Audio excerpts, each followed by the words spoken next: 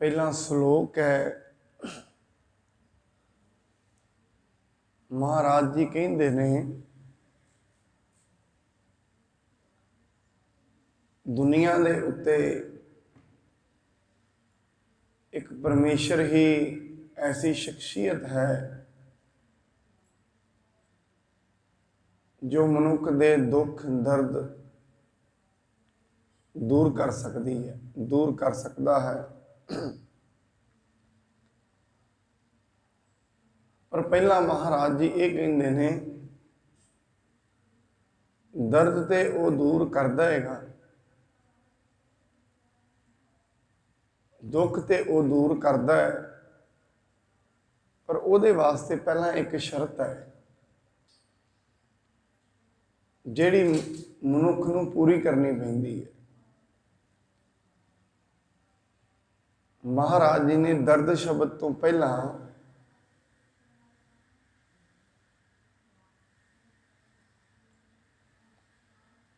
महाराज सच्चे पातशाह जी दर्द शब्द तो पहला शब्द वरतते ने दीन। दीन का मतलब होंदा है जिहड़ा निमाणा है, निताणा है, जिहदा आसरा कोई नहीं, जिहड़ा पूर्ण तौर ते शरण विच आ गया है, पूर्ण तौर ते मर गया है, जिन्हें अपने तौर ते जोर लगा के वेख लिया है, जिसने अपने बल का प्रयोग करके वेख लिया, अपने मानसिक बल नूं दौड़ा के वेख्या, जो उन्हें सारी तरफ तो दुनिया नूं वेख्या, उन्होंने ये समझ आई कि मेरे दुखों का, उस मनुख नूं ये समझ आई कि उस दे दुखों का सਦੀवी निवारण परमेश्वर तो बिना कोई नहीं। वो मनुख फिर दीन हो जाता है, क्योंकि मनुख दीन उदों ही हुंदा है जदों चारे बन्ने दे दरवाजे बंद हो जाए, उस तो पहला नहीं हुंदा। मनुख दे दीन होने का कारण ही ये है जदों मनुख नूं सारियां बन्नियां तो जवाब मिल जाता है, चारे बन्नियां तो घूम के वेख लैंदा, फिर वो अखां बंद करके अपने आप नाल गल करके बहिंदा। फिर उहदे अंदर तो आवाज़ आउंदी है जिन्होंने गुरबाणी दे विच महाराज जी ने कहा, बल छुटकियो बंधन भरे। सारे बल खत्म हो गए, जिन्ने बल सन, कोई पैसे का बल सी, कोई शारीरिक बल सी, मानसिक ताकत सी, किसी समाजिक ताकत सी, रिश्तेदारां की ताकत सी, जदों ये सारी समाप्त हुई, बल छुटकियो बंधन भरे, कछु ना हो तो उपाय। जदों सारे बल ही खत्म हो गए, उपाय कोई नहीं रहा। और महाराज एक उपाय है, क्योंकि जिंदगी दे विच भावें जिड्डियां वड्डियां मुश्किलां आउण, मुश्किलों दे विच जे मनुख मुश्किलों के उत्ते फोकस ना करके उन्हां दे समाधान वाल करे तो उन्होंने समाधान लभ जाता है। गुरबाणी कहती जदों चारे बन्नियां तो जहाज डुबिया होए, मुश्किल अत बनी हुई होए, और जिथे सहाई भी कोई ना हो सके, उत्थे फिर एक परमेश्वर सहाई हुंदा। आप जी ने बड़ी बारी ये साखी सुनी होएगी, क्योंकि दीन की अरदास वो सुन लैंदा है। भाई मक्खन शाह जी लाल सागर दे विच जहाज डुब रहे हैं, हुण उत्थे कोई रिश्तेदार उन्होंने बचा नहीं सकता,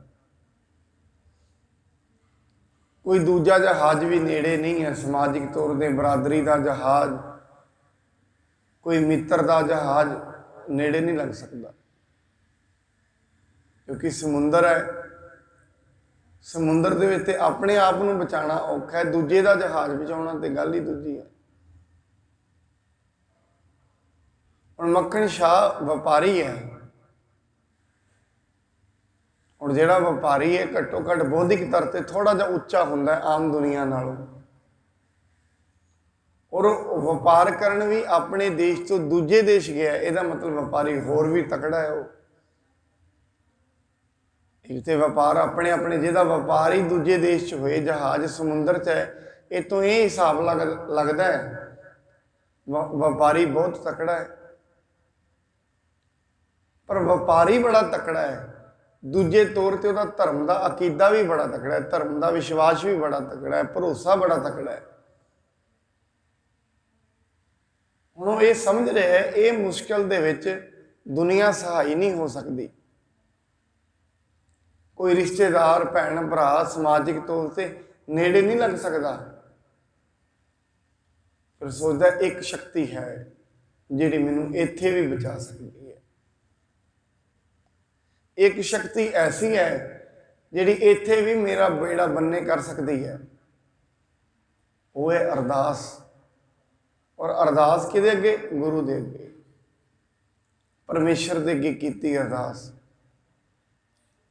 ਅਰਦਾਸ ਤੇ ਸਫਲ ਹੋਏ, ਪਰ ਉਹ ਜਿਹੜੀ ਅਰਦਾਸ ਕਰ ਰਿਹਾ ਨਾ ਉਸ ਸਮੇਂ ਉਹ ਦੀਨ ਬਣ ਕੇ ਕਰ ਰਿਹਾ ਹੈ। ਆਪਣੇ ਅੰਦਰ ਦੇ ਸਾਰੇ ਹੰਕਾਰ ਨੂੰ ਖਤਮ, ਸਾਰੇ ਦਰਵਾਜ਼ੇ ਬੰਦ ਹੋ ਗਏ, ਫਿਰ ਹੱਥ ਜੋੜੇ ਪਰਮੇਸ਼ਰ ਹੁਣ ਕੋਈ ਸਹਾਈ ਨਹੀਂ ਹੈ। ਇਸ ਸਮੇਂ ਮੈਨੂੰ ਬਚਾਉਣ ਵਾਲਾ ਕੋਈ ਨਹੀਂ, ਮੈਨੂੰ ਇੱਕ ਹੀ ਆਸ ਲੱਗਦੀ ਹੈ, ਉਹ ਤੇਰੀ ਹੈ। ਉਹਦੀ ਅਰਦਾਸ ਦੀਨ ਬਣ ਕੇ ਕੀਤੀ ਹੋਈ।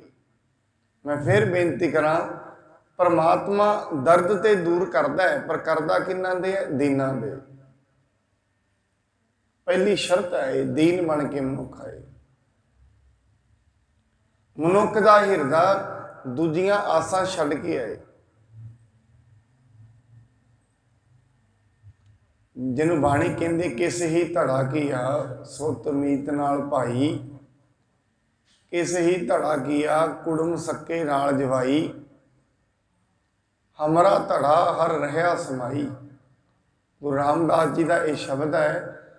ਇਸ ਦੇ ਵਿੱਚ ਮਹਾਰਾਜ ਜੀ ਨੇ ਕਿਹਾ ਦੁਨੀਆ ਨੇ ਕਿਸੇ ਨੇ ਆਪਣਾ ਆਸਰਾ ਬਣਾਇਆ ਹੈ, ਆਪਣੇ ਦੋਸਤਾਂ ਨੂੰ, ਮਿੱਤਰਾਂ ਨੂੰ, ਭਾਈਆਂ ਨੂੰ। ਉਹਨਾਂ ਦਾ ਜ਼ੋਰ ਵੀ ਹੈ, ਉਹਨਾਂ ਦਾ ਤਾਣ ਵੀ ਹੈ। ਉਹ ਵੱਖਰੀ ਗੱਲ ਹੈ ਜਦੋਂ ਮੁਸ਼ਕਿਲ ਬਣਦੀ ਹੈ, ਨਿਤਾਰਾ ਸਾਹਮਣੇ ਆਉਂਦਾ ਹੈ, ਕੌਣ ਨੇੜੇ ਹੈ, ਕੌਣ ਨਾਲ ਹੈ, ਕੌਣ ਦੂਰ ਹੈ। ਛੋਟੀ ਮੋਟੀ ਸਭ ਨੇੜੇ ਹੁੰਦੇ ਨੇ, ਜਦੋਂ ਵੱਡੀ ਆ ਜਾਏ ਅਸਲ 'ਚ ਪਤਾ ਵੀ ਉਦੋਂ ਹੀ ਲੱਗਦਾ ਹੈ। ਪਰ ਮਹਾਰਾਜ ਕਹਿੰਦੇ ਮੈਂ ਇੱਥੇ ਜ਼ਿੰਦਗੀ ਦੇ ਵਿੱਚ ਆਪਣੀ ਜ਼ਿੰਦਗੀ ਗਵਾਵਾਂਗਾ ਨਹੀਂ।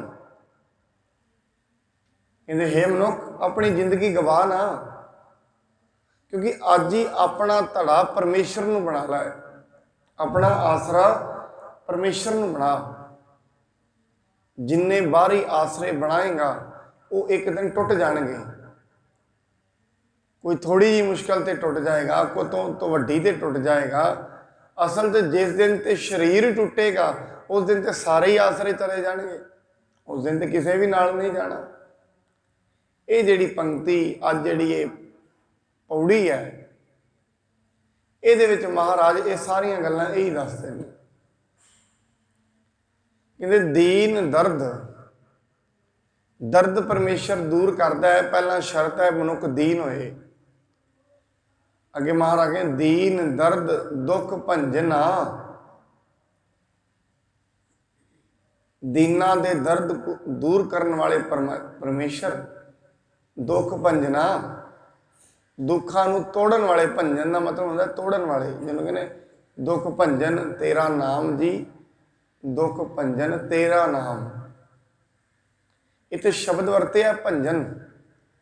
ਔਰ ਸਾਧ ਸੰਗਤ ਮੈਂ ਆਪ ਨੂੰ ਉਸ ਦਿਨ ਵੀ ਬੇਨਤੀ ਕੀਤੀ, ਜਿੰਨੇ ਵੀ ਨਾਮ ਪਰਮੇਸ਼ਰ ਦੇ ਰੱਖੇ ਨੇ ਨਾ, ਜਿਹੜੇ ਪਰਮੇਸ਼ਰ ਦੇ ਨੇੜੇ ਚੱਲਦੇ ਰਹੇ, ਜਿਨ੍ਹਾਂ ਉਹਦਾ ਨਾਂ ਜਪਿਆ, ਉਹਨਾਂ ਨੂੰ ਮੁਸ਼ਕਿਲ ਬਣੀ, ਉਹਨਾਂ ਨੂੰ ਜਿਹੜੀ ਚੀਜ਼ ਅਨੁਭਵ ਹੁੰਦੀ ਰਹੀ, ਉਹਨਾਂ ਉਹੀ ਨਾਮ ਪਰਮੇਸ਼ਰ ਨੂੰ ਦੇ ਦਿੱਤਾ। जो जो किसी ਨੂੰ ਲੱਗਿਆ ਉਹੀ ਨਾਮ ਉਹ ਪਰਮੇਸ਼ਰ ਦਾ ਦਿੰਦੇ ਰਹੇ। ਕਿਸੇ ਨੂੰ ਇਹ ਲੱਗਿਆ ਉਹ ਦੁੱਖ ਦੂਰ ਕਰਨ ਵਾਲਾ ਹੈ, ਕੀਤਾ ਹੋਏਗਾ ਕਿਸੇ ਦਾ ਦੁੱਖ ਦੂਰ, ਉਹਦਾ ਨਾਮ ਦੇ ਦਿੱਤਾ ਦੁੱਖ ਭੰਜਨ। ਕਿਸੇ ਨੂੰ ਇਹ ਪਤਾ ਲੱਗਿਆ ਪਰਮੇਸ਼ਰ ਕਿਰਪਾਲੂ ਹੈ, ਉਹਨਾਂ ਨਾਮ ਦੇ ਦਿੱਤਾ ਕੱਲਾ ਦੁੱਖ ਭੰਜਨ ਨਹੀਂ ਹੈ, ਉਹ ਕਿਰਪਾਲੂ ਵੀ ਹੈ। ਕੋਈ ਦਿਮਾਗੀ ਤੌਰ ਤੇ ਅੱਗੇ ਤੋਂ ਅੱਗੇ ਉਹਦੀ ਖੋਜ ਕਰੀ ਜਾ ਰਿਹਾ ਸੀ, ਉਹਨਾਂ ਕਿਹਾ ਨਹੀਂ ਕੱਲਾ ਕਿਰਪਾਲੂ ਨਹੀਂ ਹੈ, ਉਹ ਅਗੰਮ ਵੀ ਹੈ, ਉਹਦਾ ਕੋਈ ਪਤਾ ਨਹੀਂ ਉਹ ਕਿੱਥੋਂ ਤਾਈਂ ਹੈ। ਕਿਹਾ ਨਹੀਂ ਉਹ ਅਲੱਖ ਵੀ ਹੈ, ਕਿੱਥੋਂ ਤਾਈਂ ਉਹ ਵੱਡਾ ਹੈ, ਕਿੰਨੀ ਉਹਦੀ ਵਿਸਥਾਰ ਹੈ, ਇਹ ਕਿਸੇ ਨੂੰ ਨਹੀਂ ਮਾਲੂਮ ਹੋਇਆ। ਦੀਨ ਦਰਦ ਦੁੱਖ ਭੰਜਨਾ ਘਟ ਘਟ ਨਾਥ ਅਨਾਥ। ਔਰ ਇਹ ਸਭ ਤੋਂ ਵੱਡੀ ਗੱਲ ਇਹ ਵੀ ਹੈ ਸਾਧ ਸੰਗਤ, ਉਹ ਹਰ ਥਾਂ ਤੇ ਹੈ, ਹਰੇਕ ਹਿਰਦੇ ਦੇ ਵਿੱਚ ਉਹਦਾ ਵਸ ਹੈ। ਘਟ ਘਟ ਨਾਥ ਅਨਾਥ, ਜਿਹੜੇ ਆਪਣੇ ਆਪ ਨੂੰ ਅਨਾਥ ਸਮਝ ਲੈਂਦੇ ਨੇ ਉਹਨਾਂ ਦਾ ਨਾਥ, ਉਹਨਾਂ ਦਾ ਸਹਾਰਾ। ਕਿਉਂਕਿ ਅਸਲ ਦੇ ਵਿੱਚ ਜਦੋਂ ਤਾਈਂ ਮਨੁੱਖ ਕਿਸੇ ਦਾ ਸਹਾਰਾ ਲੈਣਾ ਚਾਹੁੰਦਾ ਹੈ, ਪਹਿਲਾਂ ਉਹਨੂੰ ਵਿਖਾਏ ਤੇ ਸਹੀ ਮੈਂ ਬੇਸਹਾਰਾ। ਇੱਕ ਭੀਖ ਭਿਖਾਰੀ ਭੀਖ ਮੰਗਦਾ ਹੈ, ਉਹ ਵਿਖਾਉਂਦਾ ਹੈ ਮੈਂ ਬੇਸਹਾਰਾ, ਮੈਨੂੰ 10 ਰੁਪਏ ਦੇ ਦਿਓ। ਨਹੀਂ ਉਹ ਜਿਹੜੇ ਆਪਣੇ ਹੱਥ ਦੇ ਵਿੱਚ 20 ਰੁਪਏ ਉਹਨੇ ਫੜੇ ਨੇ ਉਹਨਾਂ ਨਾਲ ਖੁਸ਼ ਹੋਈ ਜਾਏ, ਮੁੱਖ ਤੋਂ ਕੋਈ ਐਕਟਿੰਗ ਹੀ ਨਾ ਕਰੇ, ਕੌਣ ਉਹਨੂੰ 10 ਰੁਪਏ ਦੇਵੇਗਾ? ਕੋਈ ਵੀ ਨਹੀਂ। ਪਹਿਲਾਂ ਘੱਟੋ ਘੱਟ ਉਹ ਵਿਖਾਉਂਦਾ ਹੈ। ਜਦੋਂ ਉਹਦੀ ਬੋਲੀ ਵੀ ਹੁੰਦੀ ਹੈ ਨਾ ਭਿਖਾਰੀ ਦੀ, ਸਾਧ ਸੰਗਤ ਕਦੀ ਆਪ ਜੀ ਨੋਟ ਕਰਨਾ, ਭਿਖਾਰੀ ਦੀ ਬੋਲੀ ਭਾਵੇਂ 10 ਰੁਪਏ ਲੈ ਕੇ ਉਹ ਬੋਲੀ ਆਪਣੇ ਨਾਲ ਦੇ ਨਾਲ ਦੂਜੀ ਬੋਲਦਾ ਹੋਏ, ਪਰ ਜਿਹਦੇ ਤੋਂ ਮੰਗਦਾ ਉਹਦੇ ਸਾਹਮਣੇ ਬੋਲੀ ਵੇਖਣਾ ਕਦੀ ਉਹਦੀ ਬੋਲੀ ਬੜੀ ਨਿਮਰਤਾ ਵਾਲੀ, ਉਹਦੇ ਸ਼ਬਦ ਜਿਹੜੇ ਹੁੰਦੇ ਨੇ ਇਵੇਂ ਲੱਗਦਾ ਦਿਲ ਦੇ ਵਿੱਚੋਂ ਨਿਕਲ ਰਹੇ ਨੇ।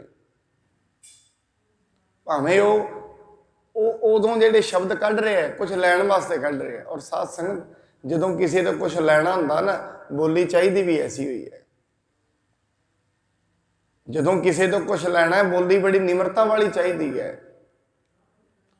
ਪਰ ਘੱਟੋ ਘੱਟ ਪਹਿਲਾਂ ਮਨੁੱਖ ਇਹ ਤੇ ਡਿਸਾਈਡ ਕਰੇ ਮੈਂ ਬੇਸਹਾਰਾ, ਕਿਉਂਕਿ ਪਰਮਾਤਮਾ ਤੇ ਬੇਸਹਾਰਿਆਂ ਦਾ ਸਹਾਰਾ ਹੈ ਨਾ।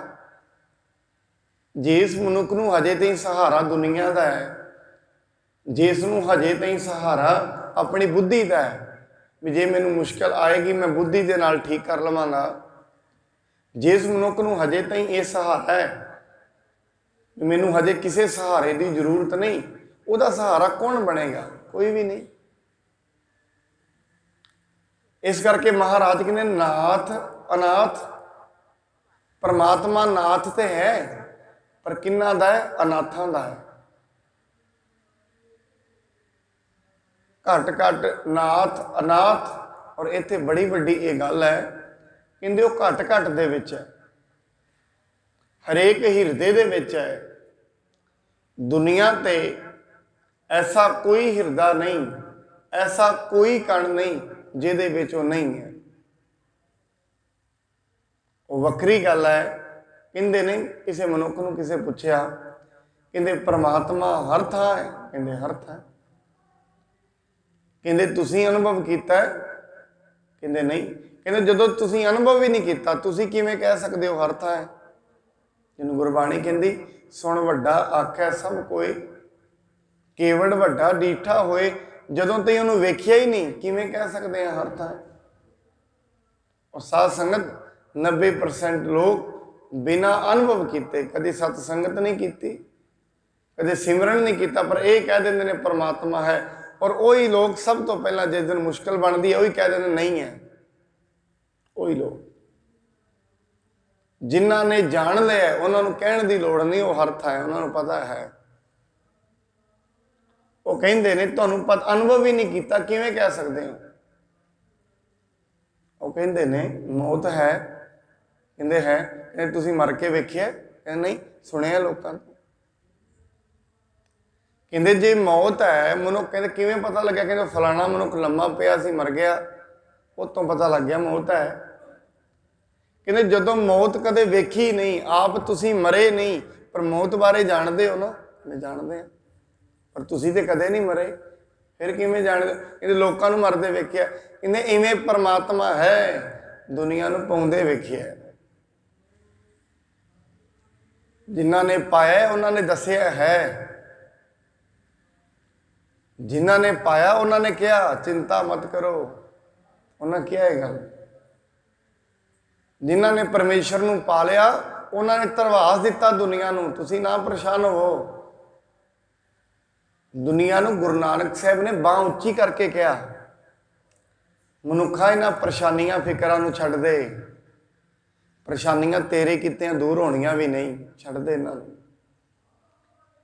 ਹਰੇਕ ਚੀਜ਼ ਦੇ ਪਿੱਛੇ ਉਹ ਆਪ ਹੈ, ਹਰੇਕ ਪਰੇਸ਼ਾਨੀ ਦੇ ਪਿੱਛੇ ਉਹ ਆਪ ਹੈ, ਹਰੇਕ ਸੁੱਖ ਦੇ ਪਿੱਛੇ ਉਹ ਆਪ ਹੈ, ਸਿਰਫ ਉਹਨੂੰ ਜਾਣ ਲੈ। ਮਹਾਰਾਜ ਕਹਿੰਦੇ ਨੇ ਉਹ ਹਰ ਘਟ ਦੇ ਵਿੱਚ ਹੈ, ਹਰ ਥਾਂ ਤੇ ਉਹ ਸਮਾਇਆ ਹੋਇਆ ਹੈ। ਜਿਵੇਂ ਗੁਰੂ ਨਾਨਕ ਸਾਹਿਬ ਜੀ ਨੇ, ਦਸਤਗੀਰ ਪੀਰ ਨੇ ਇਹ ਸਵਾਲ ਕੀਤਾ, ਕਹਿੰਦੇ ਮਹਾਰਾਜ ਤੁਸੀਂ ਕਹਿੰਦੇ ਹੋ ਪਰਮੇਸ਼ਰ ਹਰ ਥਾਂ ਤੇ ਹੈ, ਵਿਖਾ ਸਕਦੇ ਹੋ? ਮਹਾਰਾਜ ਕਹਿੰਦੇ ਬਿਲਕੁਲ, ਇਹ ਤਾਂ ਬਹੁਤ ਸਿੰਪਲ ਹੈ, ਇਹ ਵਿਖਾਉਣਾ ਕੋਈ ਔਖਾ ਨਹੀਂ ਹੈ। ਕਹਿੰਦੇ ਕਿਵੇਂ? ਕਹਿੰਦੇ ਇਹਦੇ ਵਾਸਤੇ ਇੱਕ ਦੁੱਧ ਦਾ ਕਟੋਰਾ ਲੈ ਕੇ ਆਓ, ਉਹਦੇ ਵਿੱਚ ਮੈਂ ਵਿਖਾ ਦਿਆਂਗਾ। ਹੁਣ ਉਹ ਦਸਤਗੀਰ ਪੀਰ ਆਪਣੇ ਚੇਲਿਆਂ ਨੂੰ ਭੇਜਦਾ ਹੈ, ਦੁੱਧ ਦਾ ਕਟੋਰਾ ਆ ਜਾਂਦਾ ਹੈ। ਮਹਾਰਾਜ ਕਹਿੰਦੇ ਨੇ ਆਹ ਜਿਹੜਾ ਦੁੱਧ ਹੈ ਇਸ ਦੇ ਵਿੱਚ ਮੱਖਣ ਹੈ? ਕਹਿੰਦੇ ਹੈ। ਇਸ ਦੇ ਵਿੱਚ ਘਿਓ ਹੈ? ਕਹਿੰਦੇ ਹੈ। ਦਹੀਂ ਹੈ? ਕਹਿੰਦੇ ਹੈ। ਮਹਾਰਾਜ ਕਹਿੰਦੇ ਵੇਖਦਾ ਤੇ ਨਹੀਂ।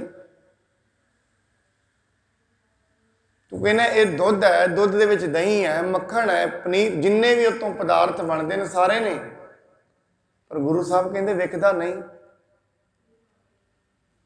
ਕਹਿੰਦਾ ਮਹਾਰਾਜ ਤੁਸੀਂ ਭੋਲੇ ਹੋ, ਜੇ ਦੁੱਧ ਦੇ ਵਿੱਚੋਂ ਮੱਖਣ ਕੱਢਣਾ ਹੈ, ਪਨੀਰ ਕੱਢਣਾ ਹੈ, ਘਿਓ ਕੱਢਣਾ ਹੈ, ਉਹਦੇ ਵਿੱਚ ਮਿਹਨਤ ਕਰਨੀ ਪੈਂਦੀ ਹੈ, ਤਰੀਕੇ ਅਪਣਾਉਣੇ ਪੈਂਦੇ ਨੇ, ਤਾਂ ਜਾ ਕੇ ਕਿਤੇ ਪਨੀਰ ਵਿਕਦਾ ਹੈ, ਦੁੱਧ ਵਿਕਦਾ ਹੈ, ਦੁੱਧ ਦੇ ਵਿੱਚ ਮੱਖਣ ਵਿਕਦਾ ਹੈ। ਮਹਾਰਾਜ ਕਹਿੰਦੇ ਇਹੀ ਤੇ ਮੈਂ ਤੈਨੂੰ ਸਮਝਾਉਣਾ ਚਾਹ ਰਿਹਾ, ਭੋਲਾ ਮੈਂ ਨਹੀਂ, ਭੋਲਾ ਤੂੰ ਹੈ। ਜਿਵੇਂ ਹਰੇਕ ਦੁੱਧ ਦੇ ਵਿੱਚ, ਜਿਵੇਂ ਜਿੰਨੇ ਵੀ ਦਰਖਤ ਸੰਗਤ ਬਾਹਰ ਲੱਗੇ ਨੇ, ਜੇ ਅਸੀਂ ਕਹੀਏ ਵੀ ਆਹ ਦਰਖਤਾਂ ਦੇ ਵਿੱਚ ਅਗਨੀ ਹੈ, ਕੋਈ ਨਹੀਂ ਮੰਨੇਗਾ। ਅੱਗ ਕਿੱਥੇ? ਪਾਣੀ ਹੈ ਇਹਨਾਂ ਵਿੱਚ? ਨਹੀਂ। ਹਰੇਕ ਮਹਾਰਾਜ ਬਾਣੀ ਦਾ ਫਰਮਾਨ ਹੈ। ਮਹਾਰਾਜ ਕਹਿੰਦੇ ਹਰੇਕ ਬਸੰਤਰ ਦੇ, ਹਰੇਕ ਦਰਖਤ ਦੇ ਵਿੱਚ ਅੱਗ ਹੈ, ਹਰੇਕ ਦੁੱਧ ਦੇ ਵਿੱਚ ਘਿਓ ਹੈ, ਐਵੇਂ ਹਰੇਕ ਹਿਰਦੇ ਦੇ ਵਿੱਚ ਪਰਮਾਤਮਾ ਹੈ। ਜਿਵੇਂ ਜਿੰਨੀ ਵੀ ਧਰਤੀ ਹੈ ਨਾ ਸਾਧ ਸੰਗਤ, ਹਰੇਕ ਧਰਤੀ ਦੇ ਥੱਲੇ ਪਾਣੀ ਹੈ। ਜੇ ਪਾਣੀ ਕੱਢਣਾ ਹੋਏ ਨਾ, ਉੱਤੋਂ ਉੱਤੋਂ ਨੇ, ਕਈ ਥਾਵਾਂ ਤੇ ਚੋਏ ਬੜੇ ਉੱਚੇ ਹੁੰਦੇ ਨੇ, ਮਾੜਾ ਜਿਹਾ ਹੀ ਹੱਥ ਮਾਰ ਕੇ ਨਿਕਲ ਜਾਂਦੇ ਨੇ। ਪਰ ਜਿਉਂ-ਜਿਉਂ ਸੰਗਤ ਮਨੁੱਖ ਦਾ ਪਰਮਾਤਮਾ ਨਾਲੋਂ ਦੂਰ ਵਿੱਥ ਪੈਂਦੀ ਜਾਂਦੀ ਹੈ, ਚੋਆ ਥੱਲੇ ਜਾਈ ਜਾਂਦਾ ਹੈ ਰੋਜ਼-ਰੋਜ਼। ਜਿਸ ਦਿਨ ਦਾ ਜਨਮ ਲਿਆ ਨਾ, ਉਸ ਦਿਨ ਤੋਂ ਲੈ ਕੇ ਅੱਜ ਤਾਈਂ ਸ਼ਾਇਦ ਜਵਾਨੀ 'ਚ ਲੱਗ ਜਾਂਦੇ, ਜਿਹੜਾ ਜਵਾਨੀ 'ਚ ਲੱਗ ਗਿਆ ਉਹਦਾ ਚੋਆ ਹਜੇ ਉੱਤੇ ਹੁੰਦਾ ਹੈ, ਇੰਨਾ ਔਗਣਹਾਰਾ ਨਹੀਂ ਹੁੰਦਾ ਮਨੁੱਖ। ਜਿਉਂ-ਜਿਉਂ ਜਵਾਨੀ ਤੋਂ ਅੱਗੇ ਚੱਲਿਆ, ਔਗਣ ਵੱਧਦੇ ਰਹੇ, ਗੁਣ ਘਟਦੇ ਰਹੇ। ਔਰ ਜਿੰਨਾ ਜਿੰਨਾ ਦੂਰ ਜਾਏਗਾ, ਜਿੰਨੀ ਜਿੰਨੀ ਉਮਰ ਵਧੇਗੀ ਸਰੀਰਿਕ ਦੁਨੀਆ ਦੇ ਵਿੱਚ, ਉਨਾ ਉਨਾ ਹੀ ਮਨੁੱਖ ਨੇ ਫਸਦੇ ਜਾਣਾ, ਪਰਮੇਸ਼ਰ ਤੋਂ ਉਨਾ ਹੀ ਦੂਰ ਹੁੰਦੇ ਜਾਣਾ ਹੈ। ਔਰ ਜਿੰਨਾ ਜਿੰਨਾ ਪਰਮੇਸ਼ਰ ਤੋਂ ਦੂਰ ਹੋਏਗਾ, ਉਨੀ ਉਨੀ ਹਉਮੈ ਪ੍ਰਬਲ ਹੁੰਦੀ ਜਾਣੀ ਹੈ। ਫਿਰ ਇਹਨੇ ਜਿਹੜਾ ਕਮਾਉਣਾ ਹੈ, ਕਮਾਉਣ ਵਿੱਚ ਵੀ ਇਹਨੇ ਆਪ ਕਰਤਾ ਪੁਰਖ ਬਣ ਜਾਣਾ ਹੈ, ਔਰ ਜੇ ਨੁਕਸਾਨ ਹੋਣਾ ਹੈ ਉਹਦੇ ਵਿੱਚ ਵੀ ਆਪ। ਮਨੁੱਖ ਦੇ ਪਰੇਸ਼ਾਨੀ ਦਾ ਕਾਰਨ ਇਹੀ ਹੈ, ਪਰਮੇਸ਼ਰ ਤੋਂ ਉਹ ਦੂਰ ਹੈ, ਹਰੇਕ ਕੰਮ ਦੇ ਵਿੱਚ ਆਪਣਾ ਆਪ ਉਹਨੇ ਐਡ ਕਰ ਲਿਆ ਹੈ। ਹੁਣ ਉਹ ਕਹਿੰਦਾ ਹੈ ਘਰ ਦੇ ਵਿੱਚ ਕੋਈ ਸਮਾਨ ਲੈ ਕੇ ਆਏ, ਮੈਂ ਲਿਆਂਦਾ ਹੈ, ਘਰ ਬਣਾਇਆ ਮੈਂ ਬਣਾਇਆ, ਜਿਉਂ-ਜਿਉਂ, ਕਿਉਂਕਿ ਇਹ ਨਿਸ਼ਾਨੀ ਉਹਨਾਂ ਦੀ ਹੈ ਜਿਹੜੇ ਦੂਰ ਹੋ ਗਏ ਨੇ ਬਿਲਕੁਲ ਹੀ। ਜਿਹੜੇ ਬਿਲਕੁਲ ਨੇੜੇ ਨੇ ਉਹ ਤੇ ਕਹਿੰਦੇ ਨੇ ਮਹਾਰਾਜ ਤੇ ਬੜਾ ਨੇੜੇ ਹੈ, ਗਾਵੇ ਕੋ ਵੇਖਿਆ ਹਾਦਰਾ ਹਦੂਰ। ਕਈ ਕਹਿੰਦੇ ਨੇ ਬਿਲਕੁਲ ਨੇੜੇ ਹੈ ਭਾਈ। ਕਹੋ ਕਬੀਰ, ਕਹੋ ਰਵਿਦਾਸ, ਹੱਥ ਪੈ ਨੇੜੇ। ਰਵਿਦਾਸ ਜੀ ਕਹਿੰਦੇ ਹੱਥ ਤੋਂ ਵੀ ਨੇੜੇ। ਜੇ ਦੁਨੀਆ ਵਿੱਚ ਸਭ ਤੋਂ ਨੇੜੇ ਕੋਈ ਹੈ, ਉਹ ਮਨੁੱਖ ਦੇ ਪਰਮੇਸ਼ਰ ਹੈ, ਹੋਰ ਕੋਈ ਨਹੀਂ। ਭੈਣ ਭਰਾ ਵੀ ਦੂਰ ਨੇ, सारे ही दूर ने, सब तो नेड़े परमेश्वर है। बाणी कहती शरण तुम्हारी आयो हे परमेश्वर, जे तू सब तो नेड़े है फिर मैं तेरी शरण में आया। शरण का मतलब यह है मैं अनाथ बन के आया, जे गुरुद्वारे आया अरदास करन लई आया, ये सोच के आया ये संसार सागर च मेरा होर कोई नहीं है। मैं सारियां दी आसा ला के आया, क्योंकि साध संगत जिस दिन किसी की शरण में जाइए, किसी तो पैसे मंगण जाए ना मनुख, जे उत्थे उहदे तो पैसे भी मंग रहा नाल नाल ये भी कही जाए हाँ फलाना भी मैनू देण ही लगा सी, जे देण ही लगा सी फिर उहदे कोल लै जाके इत्थे की लैना है। ਅਤੇ वैसे ही मैं तुहाडे कोल लै एवें कही जाए मैं वैसे ही तुहाडे कोल लैण लई आ गया। वैसे बड़े लोग ने जिहड़े मैनू देना चाहुंदे ने, बहुत लोग ने मेरी मदद करना चाहुंदे ने, चलो तुहाडे कोल अगला कहेगा नाले ते लै भी रहा और नाले अगों आकड़ भी। एवें नहीं भाई, मेरे कहेगा भाई मेरे को है नहीं, जा उहदे कोल लै ला अगले कोल। ये मनुख दा फितरत है। जे किसी वैसे ये किसी तो कुछ मंगण जाता है ना शरीरिक तौर पर, संसारिक वस्तु मनुख किसी तो उधार लैण लई जाता है, किसी तो मंगण लई जाता है ना, उत्थे जिहड़ा इहदा मंगण दा तरीका है, बोलण बाणी दा तरीका है, इहदे जाण दा तरीका है, उहदे सामने खड़े होने का तरीका है, बिल्कुल ही निर्बल है। अगला मनुख भी ना ये अपनी जिहड़ी शरीर की लैंगवेज है ना, बॉडी लैंगवेज, उन्होंने भी ऐसे ही बना लेंदा भी अगला सोच के ही आके भी ये बड़ी मुश्किल च है, ताई तो अगला तैयार हो जाता है देने वास्ते। इहदियां अखां दे विचों निमरता हुंदी है, वेखदा है भी ये मुश्किल च है। हथ जुड़े होंदे ने, हथ ना भी जुड़े होण इहदे बोल ही दसदे रहिंदे ने भी इहनूं कुछ चाहीदा है। भाव ये मनुख बेसहारा बन के जाता है, और जदों बेसहारा मनुख बनता है ना, उहदियां अखां दस दिंदियां ने ये बेसहारा है, इनू सहारे की जरूरत है। और इहदा इहदा दिलों बोलता है फिर ये, और साध संगत गुरु दिल पढ़ लैंदा है, परमात्मा दिल पढ़ता है मनुख का, वो वेख लैंदा ये बेसहारा है, मेरे तो बिना इन्हें सहारा भी कोई नहीं बनाया। जिवें कल की साध संगत दे विच असीं कह रहे सी, महाराज की साखी होंदी है जिस दिन गुरु नानक साहब जी ने रूप धारिया ना शिकारी का, अगे अगे होर पशु पंछी ने अगे अगे जा रहे ने, महाराज पिछे पिछे ने, जेड़ा भी महाराज के नेड़े लगता है उन्होंने डांग मारते हैं, डंडा मारते हैं, भज जाते हैं लोग पिछे। भाई लहणा तो बाबा बुढ़ा जी भी पिछे पिछे ने, उन्होंने भी मारते हैं। जो जो गुरु नानक साहब अगे तुरे, अगे सोना आया, कोई सोना लैके मुड़ गए, कई हीरे लैके मुड़ गए। अंत दे विच गुरु नानक साहब जाके खड़े हो गए जंगल विच, भाई लहणा जी नाल सन, डंडा मारा, की लैण नहीं आया? कहते महाराज तुहाडा सहारा ही है मैनू, चल इत्थों मेरे पिछे की लैण नहीं आया? कहते महाराज मैनू ये दस मैं जावां कित्थे, दुनिया दियां मान मर्यादावां मैं कहंदे होणगे। देवी दा पुजारक सी महाराज, देवी दा पुजारी सी, 20 साल लगातार ही यात्रा ते गया, उस कुल दी कान नूं छड्ड के तेरे सहारे ते आया। लोकां मैनू मजाक कीता है, मैं तुहाडे इत्थे सेवा कर रहा, अपने घर दुकान चलाउंदा सी, लोकी गल्लां करदे ने, अपने घर दी दुकान छड्ड के गुरु घर च जाके गुरु के दवारे खेती दे विच नदीन पुटदा है। महाराज सारे सहारे छड्ड के तेरा सहारा लिया, मैनू ये दस जावां कित्थे? सगल द्वार को छड्ड के गए तुहारो। ये बेसहारे की निशानी, ये शरण विच पैण वाले की निशानी। हे साहिब मैनू ये दस दे, वो सहारा दस दे जिहदे कोल मैं सहारा लवां। बस मैं सारियां सहारियां नूं छड्ड के, सारी दुनिया के रस्ते छड्ड के फिर तेरे इस राह ते आया। सगल द्वार को छाड़ के गयो तुहारो द्वार, पाए गहे की लाज अस गोबिंद दास तुहार। महाराज कहते भी होणगे जे तू ये सहारा फड़िया ना, क्योंकि उत्तों उत्तों हरेक मनुख ही कह दिंदा है मैं तो गुरु का सेवक हाँ, पर असल दे विच सेवा का पता लगता है जिस दिन गुरु परचा ले लवे। पता उदन लगता है जिस दिन गुरु परचा पा लवे। महाराज ने परचे पाए भी पाई लैने दे अगे। हुण साध संगत ऐसे ही परचा हरेक मनुख के अगे जरूर पैंदा है। हुण असल दे विच मनुख ये समझे मैं बेसहारा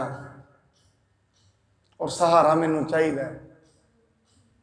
हुण महाराज जी ने गुरु नानक साहब जी के कोल एक सिख ने शंका भी किया कि महाराज जिहड़े तुहाडी शरण दे विच पए होए ने तुसीं उन्हां जिहड़े तुहाडे सिख ने कैसे ने हो। महाराज कहंदे ने एवें कर। महाराज ने एक पत्री लिख के दी कहंदे आ लै जाई फलाने पिंड च फलाना सिख रहिंदा है उन्होंने ये देनी है पर देने तो पहला 250 रुपये उत्तों लैने ने। वो चला गया लैके सिख दे घर गया। सिख बड़ा गरीब गरीबी बहुत ज़्यादा जाके बैठा चाह पानी पियाया सिख नूं। वो कहंदा भाई मेरे गुरु ने कुछ भेजिया कहंदे भेजे पत्री भेजी है कहंदे लै दे दे। एवें नहीं भाई 250 रुपये मंगाए ने महाराज ने। पर सिख उहदे घर वाल वेख के कहंदा है इहदे घर ते लगदा इवें है रुपये 20 भी नहीं तो 250 कित्थे देगा इहदा तो घर भी टुटा होया है। पर सिख परेशान नहीं होया कहंदे ना परेशानी ना कर कहंदे जरूर मेरे गुरु ने भेजा है। गुरु ने परीक्षा लई है महाराज किरपा करनगे अपने आप ही बन्ने लाउणगे। उहदी एक जवान कुड़ी है धी है जवान। एक सेठ रहिंदा है उसे पिंड चो बड़ी बारी कहंदा है पहला लड़कियां लोग वेचदे हुंदे सी इस कहंदा मैं लड़की नहीं वेचनी। पर हुण ये कहंदा है गुरु दे अर्थ जे परिवार भी चला जाए तो कोई गल नहीं। उन्होंने कहंदा भाई ये मेरी जिहड़ी लड़की मैं वेच देना मैनू 250 रुपये दे दे। देखो साध संगत ये हुंदी है गुरु दे सन्मुख जिन्हां नूं गुरु ते दृढ़ निश्चय इत्थों ताईं वो पहुँच जाते हैं। इन्नी अवस्था उन्हां दी बन जाती है। जो कुछ अपना अपना नहीं है वह भी गुरु दा है। मेरा मुझ में किछ नहीं ये कहना जो किछ है सो तेरा। ये शब्द साध संगत मुख तो चंगे लगते ने जिस दिन जिंदगी दे विच लागू करने पै जाण बहुत बहुत औखे ने। उत्तों उत्तों कह देने रब नूं। और साध संगत जिन्हां ने ये शब्द कहे ने ना बाणी कहंदी है रब उन्हां दी एक गल भी नहीं मोड़दा। जिन्हां ने ये शब्द कह दिते ने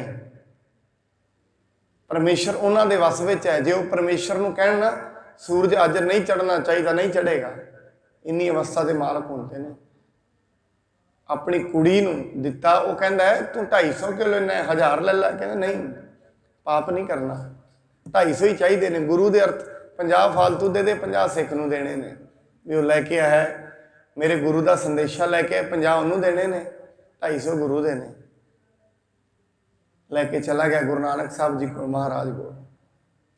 कहने महाराज जे ऐसे ही कोई 250 रुपये तुहानूं चाहिए सी किसी किसी होर तुहाडे दुनिया तुहाडे राजे महाराजे तुहाडे सिख ने उन्हां तो।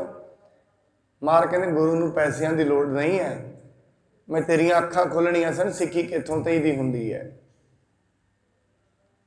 जिस दिन गुरु के निमित्त मनुख लगता है गुरु नूं कह के लगता है महाराज मेरा कुछ नहीं अज तो मैं घर बनाना मेरा नहीं बनना तेरा ही बनना है साहब।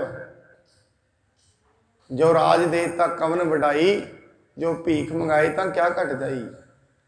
जे तू राज देगा मेरी की वड्याई है लोग कहना भगत की वड्याई है। हे रब्बा तेरी वड्याई है मेरे राज विच भी। जे भीख मंगाएगा मेरा कुछ नहीं घटना। ये परमेश्वर वाहिगुरु जी लोग कहना परमेश्वर का भगत भीख मंगता है। हुण महाराज जी इत्थे कहंदे ने परमेश्वर की शरण विच आया पर उहदी शरण विच आउण तो पहला ये डिसाइड कर लिया जाए मेरा कोई सहारा नहीं है। सारियां शरणा छड्ड के आए बिल्कुल बेसहारा बन के आए फिर रब बेसहारियां दा सहारा है। आपां कहने आ महाराज तू निमाणियां दा मान है जिन्हां कोल कोई मान नहीं परमेश्वर उन्होंने मान दिंदा है। हे वाहिगुरु तू निताणियां दा ताण है ਜਿਹਨੂੰ ਸਾਰੇ ਤਾਣ ਸਾਰੇ ਜ਼ੋਰ ਖਤਮ ਹੋ ਜਾਂਦੇ ਨੇ, ਫਿਰ ਉਹਦਾ ਇੱਕ ਆਸਰਾ ਰਹਿੰਦਾ ਵਾਹਿਗੁਰੂ ਪਰਮਾਤਮਾ। ਔਰ ਮਹਾਰਾਜ ਕਹਿੰਦੇ ਨੇ ਸਾਰੀ ਦੁਨੀਆ ਉਹਦੇ ਪਿੱਛੇ ਲੱਗੀ ਹੋਏ, ਸਾਰੀ ਦੁਨੀਆ ਉਹਨੂੰ ਲੁੱਟਣ ਤੇ ਲੱਗੀ ਹੋਏ, ਸਾਰੀ ਦੁਨੀਆ ਉਹਦੇ ਕੋਲੋਂ ਖੋਹਣ ਤੋਂ ਲੱਗੀ ਹੋਏ, ਸਾਰੀ ਦੁਨੀਆ ਉਹਨੂੰ ਕੱਢਣ ਤੇ ਲੱਗੀ ਹੋਏ। ਪਰ ਜੇ ਕਿਤੇ ਗੁਰੂ ਦਾ ਨਾਮ ਉਹਨੂੰ ਯਾਦ ਰਹੇ, ਦੁਨੀਆ ਦੀ ਕੋਈ ਮਜਾਲ ਨਹੀਂ, ਉਹਦੇ ਨੇੜੇ ਵੀ ਲੱਗ ਜਾਏ। ਔਰ ਪਰਮੇਸ਼ਰ ਐਸਾ ਸਾਧ ਸੰਗਤ, ਗੁਰਬਾਣੀ ਇਹ ਕਹਿੰਦੀ ਹੈ ਪਰਮੇਸ਼ਰ ਨੂੰ ਕਦੇ ਗੁੱਸਾ ਨਹੀਂ ਆਉਂਦਾ, ਪਰ ਇੱਕ ਟਾਈਮ ਐਸਾ ਵੀ ਆ ਜਾਂਦਾ ਹੈ ਜਦੋਂ ਪਰਮੇਸ਼ਰ ਨੂੰ ਵੀ ਗੁੱਸਾ ਆ ਜਾਂਦਾ ਹੈ। ਜਦੋਂ ਉਹਦੇ ਭਗਤ ਨੂੰ ਕੋਈ ਸਤਾਏ, ਉਹਦੇ ਨਾਮ ਲੈਣ ਵਾਲੇ ਨੂੰ ਕੋਈ ਸਤਾਏ, ਬਾਣੀ ਕਹਿੰਦੀ ਜੋ ਜੋ ਤੁਮਰੇ ਭਗਤ ਸਦਾਏ ਤਤਕਾਲ ਤੁਮ ਮਾਰਾ। ਤਤਕਾਲ ਵੀ ਮਾਰ ਦਿੰਦਾ, ਐਸਾ ਵੀ ਕਰਦਾ ਉਹ। ਜੇ ਉਹਦੇ ਕੋਲ ਨਾਮ ਲੈਣ ਵਾਲੇ ਨੂੰ ਕੋਈ ਸਤਾਏ, ਪਹਿਲਾਂ ਤੇ ਨਾਮ ਲੈਣ ਵਾਲਾ ਜਰੀ ਜਾਂਦਾ ਹੈ, ਜਰੀ ਜਾਂਦਾ ਹੈ। ਜੇ ਕਿਤੇ ਜਰ ਤੋਂ ਬਾਹਰ ਹੋ ਜਾਏ ਗੱਲ, ਪਰਮੇਸ਼ਰ ਤਤਕਾਲ ਵੀ ਮਾਰਦਾ, ਜਿਵੇਂ ਹਰਨਾਕਸ਼ ਨੂੰ ਮਾਰਿਆ ਤਤਕਾਲ। ਇੱਕਦਮ ਥੰਮ ਚੋਂ ਨਿਕਲਿਆ, ਇੱਕੋ ਦਮ ਨਰਸਿੰਘ ਅਵਤਾਰ ਨੇ ਮਾਰਿਆ। ਹੁਣ ਮਹਾਰਾਜ ਕਹਿੰਦੇ ਸ਼ਰਨ ਤੁਮਾਰੀ ਆਇਓ ਨਾਨਕ ਕੇ ਪ੍ਰਭ ਸਾਥ। ਹੇ ਪ੍ਰਭੂ, ਤੇਰੀ ਸ਼ਰਨ ਦੇ ਵਿੱਚ ਸਦੀਵੀ ਰਹਿਣ ਲਈ ਮੈਂ ਤੇਰੇ ਕੋਲ ਆਇਆ। ਜਿਹੜੀ ਅੱਜ ਦੀ ਅਸ਼ਟਪਦੀ ਹੈ, ਇਹਦੇ ਵਿੱਚ ਕਹਿੰਦੇ ਨੇ ਮਹਾਰਾਜ, ਇਹਦੇ ਵਿੱਚ ਇਹ ਦੱਸਦੇ ਨੇ ਵੀ ਜੇ ਤੂੰ ਸ਼ਰਨ ਦੇ ਵਿੱਚ ਆਇਆ, ਸ਼ਰਨ ਵਿੱਚ ਆਉਣ ਦਾ ਮਤਲਬ ਕਿਉਂ ਆਇਆ?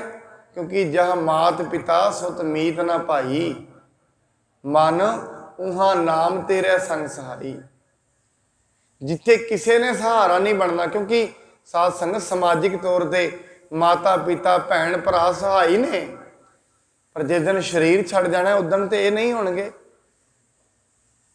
ਸਰੀਰ ਛੱਡੇ ਪਿੱਛੋਂ ਸਰੀਰ ਤੇ ਇੱਥੇ ਹੀ ਸਾੜਿਆ ਜਾਣਾ ਹੈ, ਮਨ ਰਹਿ ਜਾਣਾ ਹੈ। ਮਹਾਰਾਜ ਕਹਿੰਦੇ ਮਨਾ ਤੇਰੇ ਸਹਾਈ ਸਿਰਫ ਨਾਮ ਰਹਿਣਾ ਹੈ, ਪ੍ਰਭੂ ਦਾ ਗਿਆਨ ਰਹਿਣਾ ਹੈ, ਪ੍ਰਭੂ ਦੀ ਸ਼ਰਨ ਰਹਿਣੀ ਹੈ। ਮਨ ਉਹਾਂ ਨਾਮ ਤੇਰੇ ਸੰਗ ਸਹਾਈ, ਕਿਉਂਕਿ ਮਨ ਨੇ ਇੱਥੋਂ ਜਾਣਾ ਹੈ, ਸਰੀਰ ਤੇ ਇੱਥੇ ਹੀ ਰਹਿਣਾ, ਇੱਥੋਂ ਹੀ ਜੰਮਿਆ, ਇੱਥੇ ਹੀ ਇਹਨੇ ਸੜ ਕੇ ਉਹਦੇ ਨਾਲ ਹੀ ਰਲ ਜਾਣਾ। ਅੱਗੇ ਮਹਾਰਾਜ ਕੇ ਜਹਾਂ ਮਹਾ ਭਿਆਨ ਦੂਤ ਜਮ ਦਲੈ, ਤਾਂ ਕੇਵਲ ਨਾਮ ਸੰਗ ਤੇਰੇ ਚਲੈ।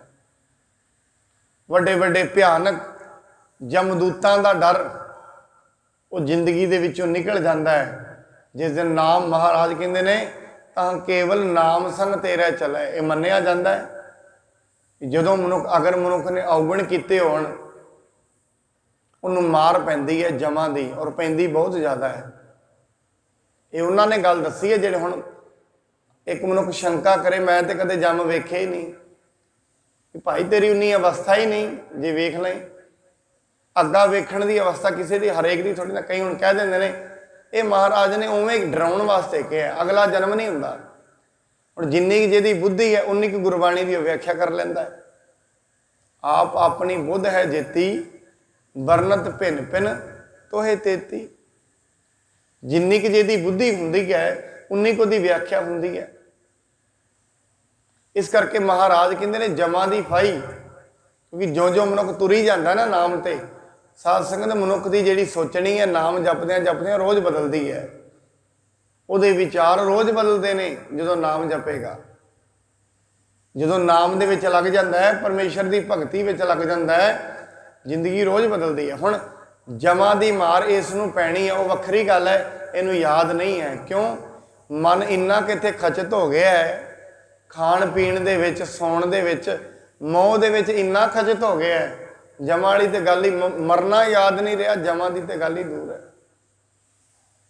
ਮਹਾਰਾਜ ਕਹਿੰਦੇ ਖਾਣਾ ਪੀਣਾ ਸੌਣਾ ਹੱਸਣਾ ਵਿਸਰ ਗਿਆ ਹੈ ਮਰਨਾ। ਅੱਗੇ ਮਰਨਾ ਹੀ ਵਿਸਰ ਗਿਆ, ਹੁਣ ਜਿਹਨੂੰ ਮਰਨਾ ਵਿਸਰ ਗਿਆ, ਸਿੱਧੀ ਗੱਲ ਹੈ ਉਹਨੂੰ ਰੱਬ ਵੀ ਵਿਸਰ ਗਿਆ।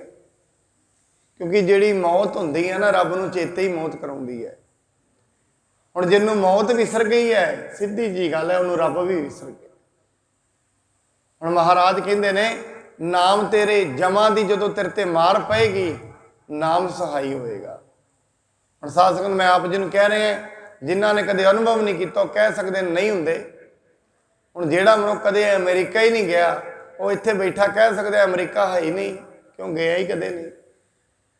ਜਿਹੜਾ ਪਹੁੰਚਿਆ ਉਹਨਾਂ ਨੇ ਕਿਹਾ ਜਮਾਂ ਦੀ ਮਾਰ ਪੈਂਦੀ ਹੈ। ਨਾਮ ਸਹਾਈ ਹੁੰਦਾ ਹੈ। ਮਹਾਰਾਜ ਕਿ ਜਹਾਂ ਮੁਸ਼ਕਲ ਹੋਵੇ ਅਤ ਭਾਰੀ, ਹਰ ਕੋ ਨਾਮ ਖਿਨ ਮਹੇ ਉਧਾਰੀ। ਅਤ ਭਾਰੀ ਮੁਸ਼ਕਲ ਜ਼ਿੰਦਗੀ 'ਚ ਬਣ ਜਾਏ, ਜਾ ਕੋ ਮੁਸ਼ਕਲ ਅਤ ਬਣੇ, ਗੁਰਬਾਣੀ ਦਾ ਇਹ ਫਰਮਾਨ ਹੈ। ਬੜੀ ਵੱਡੀ ਮੁਸ਼ਕਲ ਬਣ ਗਈ ਹੋਏ, ਉੱਥੇ ਪਰਮੇਸ਼ਰ ਦਾ ਨਾਮ ਸਹਾਈ ਹੁੰਦਾ ਹੈ। ਉਹ ਕਿੱਡੀ ਵੱਡੀ ਮੁਸ਼ਕਲ ਹੈ। ਭਗਤ ਪ੍ਰਹਿਲਾਦ ਜੀ ਤੇ ਥੰਮ ਹੈ, ਥੰਮ ਦੇ ਨਾਲ ਸਾੜਨ ਲੱਗੇ ਨੇ, ਨਾਲੋਂ ਨਾਲ ਰੱਬ ਸਹਾਈ। ਨਾਮ ਦਾ ਮਤਲਬ ਇੱਥੇ ਹੈ ਪਰਮੇਸ਼ਰ। ਹਰ ਕੋ ਨਾਮ ਖਿਨ ਮਾਹੇ ਉਧਾਰੀ, ਅਨਕ ਅਨੇਕ ਪੁਨः ਚਰਨ ਕਰਤ ਨਹੀਂ ਤਰੈ, ਹਰ ਕੋ ਨਾਮ ਕੋਟ ਪਾਪ ਪਰ ਹਰੈ। ਪੁਨः ਚਰਨ ਦਾ ਮਤਲਬ ਹੁੰਦਾ ਹੈ ਪ੍ਰਾਸ਼ਚਿਤ ਕਰਮ।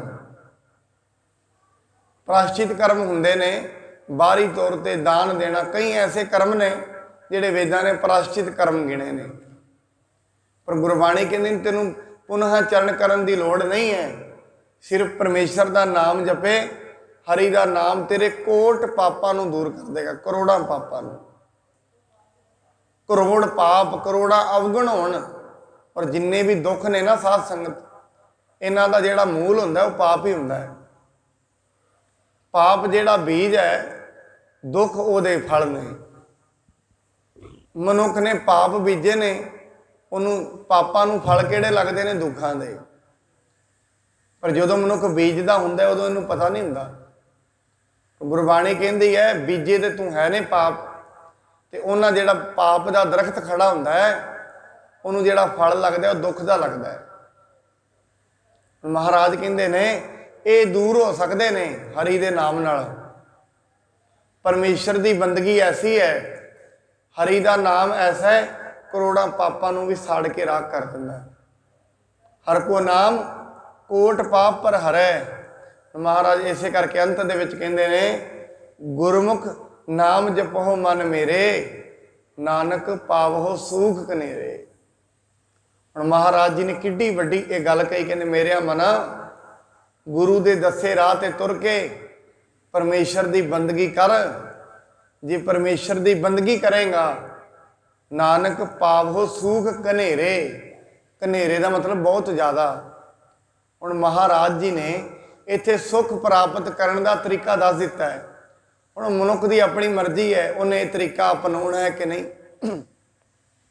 ਕਿਉਂਕਿ ਗੁਰੂ ਨੇ ਜਿਹੜੇ ਤਰੀਕੇ ਗੁਰੂ ਸਾਹਿਬ ਦੱਸ ਰਹੇ ਨੇ, ਉਹਨਾਂ ਨੇ ਅਨੁਭਵ ਕੀਤੇ ਨੇ।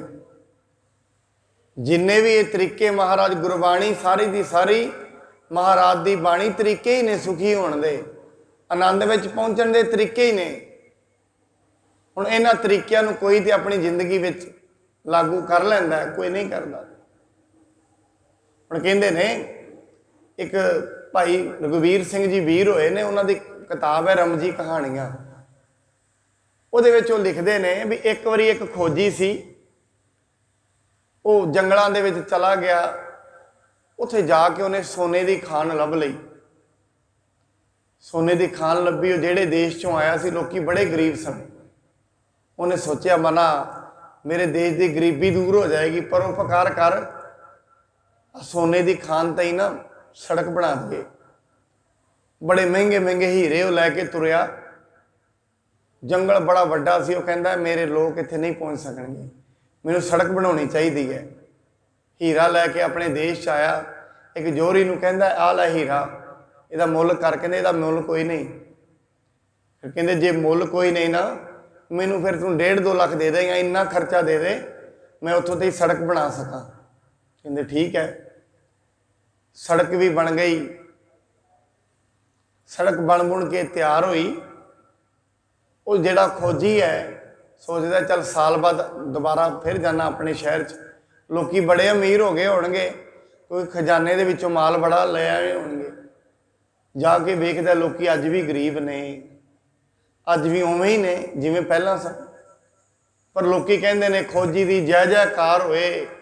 ਜਦੋਂ ਹੀ ਖੋਜੀ ਵੜਿਆ ਨੇ ਸੜਕ ਬਣਾਈ ਹੈ, ਕੋਈ ਉਹਦਾ ਨਾਮ, ਕੋਈ ਵਾਜੇ ਵਜਾ ਰਿਹਾ ਹੈ, ਰਾਜੇ ਦੇ ਘਰ ਲੈ ਗਏ, ਬੜਾ ਸਤਿਕਾਰ ਹੋ ਰਿਹਾ ਖੋਜੀ ਦਾ। ਪਰ ਖੋਜੀ ਆਪਣੇ ਸਤਿਕਾਰ ਨੂੰ ਵੇਖ ਕੇ ਖੁਸ਼ ਨਾ ਹੋਇਆ, ਨਾਰਾਜ਼ ਹੋ। ਕਹਿੰਦੇ ਲੋਕੋ ਤੁਹਾਡੇ ਲਈ ਮਿਹਨਤ ਦੇ ਨਾਲ ਕਰਕੇ ਆ मैं गुफा तई हीरियां तई सड़क बनाई पर तुसीं फिर भी गरीब रह गए हो। लोकी कहते ने असीं कदे गए ही नहीं उत्थे, सड़क ते तू बना गए, असीं लैण ही नहीं गए।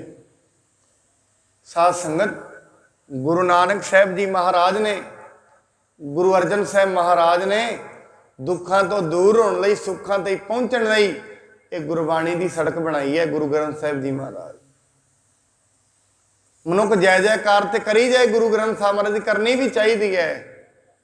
जे कदे गुरु का फार्मूला कभी नहीं अपनाया, गरीब रह जाता है मनुख सारी उम्र।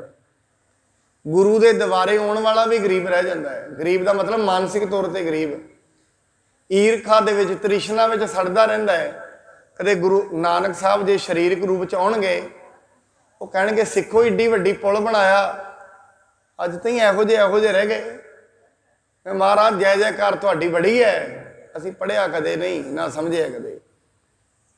महाराज कहते फिर इहो जिहे ही रहोगे सारी उम्र। इस करके महाराज गुरबाणी तरीके दसदी है मनुख नूं। हुण ये तरीका है, गुरुमुख नाम जपो मन मेरे, गुरु दी राही मेरिया मना नाम जप। फिर होएगा कि नानक पावो सूख कनेरे, बड़े सुख तेनू मिलणगे, बड़ियां वड्डियां वड्डियां मंजिलां ते पहुँच जाएगा सिर्फ नाम जपण दे नाल। सो गुरु जी कृपा करन, जिहड़ी गल गुरु महाराज कहंदे ने वो किते मनुख दे समझ आ जाए ते मन जिहड़ा है गुरु दे राह ते तुर पए। क्योंकि साध संगत सिर्फ एक कदम धरन दी अगे लोड़ है, दूजा कदम दी मजबूरी बन जाती है अगे होना। पाणी कहंदी चरण शरण गुर एक पैंडा जाए चल, सतगुर कोट पैंडा आगे होए लेत है। भाई गुरदास जी कहते ने सिर्फ तू एक कदम रख लै गुरु वाल, परमेश्वर तेन करोड़ा कदम अगे लैन दे आ जाएगा, एक कदम। और जे करोड़ा कदम ना आए अगे लैन दे, कभी मनुख परमेश्वर तक पहुँच नहीं सकता। सिर्फ एक कदम आप जिंदगी च तुरते हैं ना, हुण आ रहे हैं, पहला पैर अगे धरिया, दूजे की मजबूरी बन गई अगे तुरना, दूजा अगे तुरोगे पिछले की मजबूरी बन जाएगी, ना तुरेगा उत्थे ही मजबूरी बन जाती है पैर की। एक बारी रसना तो नाम जपीए 20 मिनट, अगले दिन फिर हौली हौली रसना की मजबूरी बन जाएगी। क्यों? इनू आनंद ही ना आ जाना है। सिर्फ पैर धरन की लोड़ है, तुरन की लोड़ है। बाकी गुरु मेहरामत करे, वो अपने आप ही अपने नाल जोड़ लैंदा है, वो अपनी कृपा आप ही करता है। महाराज कृपा करन आप सब नूं नाम की दात, गुरबाणी गुरसिੱਖੀ की दात, देह अरोगता की दात बख्शण आप जी। इसे तरह सत संगत विच आउंदे रहो ते गुरु साहब जी के जिहड़े पावन फरमान ने, जिहड़े मेरे महाराज ने दुनिया के भले लई ये पावन बाणी रची, ये पावन तरीके जिहदे नाल मनुख खुश हो सके, इन्हां दी जिहड़ी पावन कथा चल रही है, आप जी एवें श्रवण करो। इन्नियां बेनतियां परवान होई भुल चुक दे लई खिमा करनी जी। वाहिगुरु जी का खालसा, वाहिगुरु जी की फतेह।